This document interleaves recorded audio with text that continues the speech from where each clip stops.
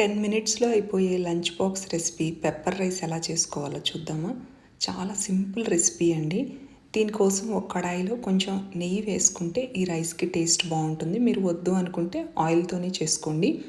అన్ని తాలింపు దినుసులు వేసుకున్నాక కొంచెంగా జీడిపప్పు కూడా వేసుకుని ఉల్లిపాయ, వెల్లుల్లిపాయ, ఎండుమిర్చి, కరివేపాకు వేసి బాగా వేయించుకోవాలి.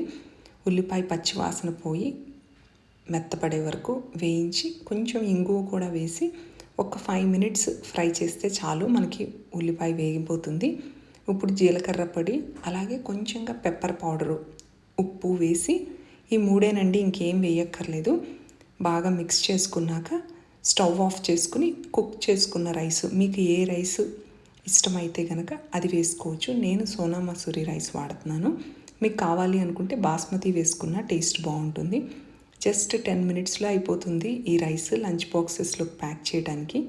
ట్రై చేయండి. ట్రై చేస్తే ఎలా వచ్చిందో కామెంట్ చేయండి. Thank you.